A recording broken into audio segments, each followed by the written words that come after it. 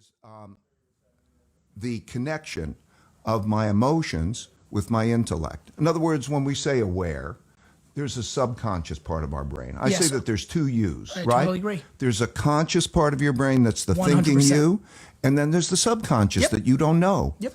And by being able to bring those two things and make the connection between them. So if you feel something and it's coming up and you start to articulate it, then you're connecting it with its intellect. If it triangulates, in other words, if the underlying psychology, emotion is in sync with your intellect, then you move forward. What's helped me a lot personally is meditation, Transcendental Meditation. When did that start happening? In 1969.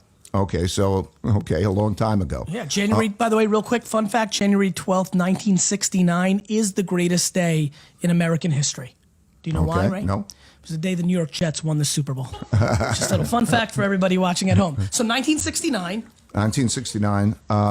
Beatles were I know where you're going. They came back. I have a funny feeling of how you stumbled into meditation. I stumbled into meditation. And probably with that funny feeling. Yeah, but that's really interesting. And you started and continued your whole career?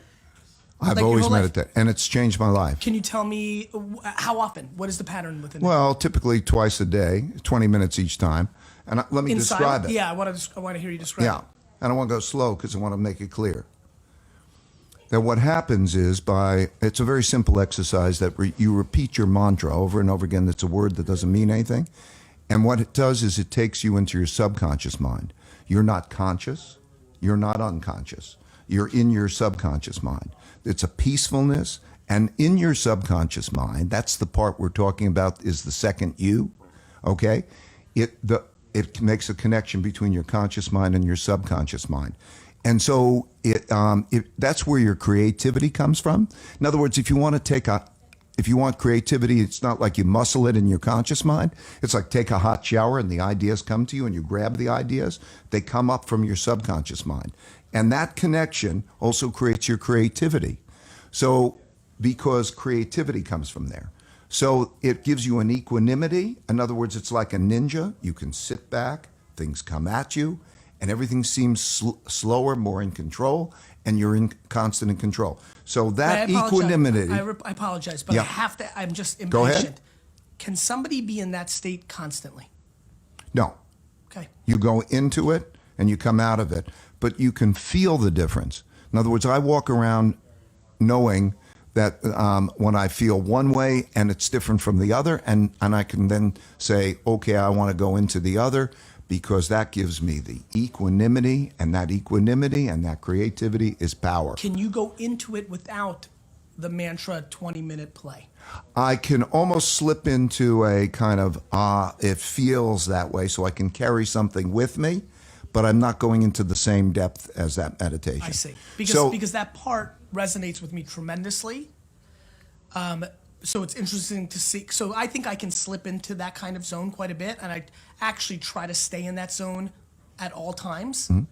I do think through pattern recognition and this conversation, it's how the things slow down.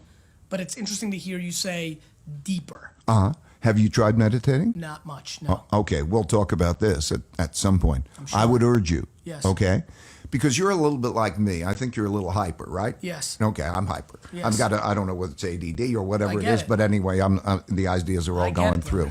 All of a sudden, then, when you can then go into this world, and so on, it's unbelievable because it gives you that control over your mind. I'll tell you, for every human being. Interesting. I apologize because I want to share this. Yeah. But I feel massively controlled in the chaos and speed. Okay.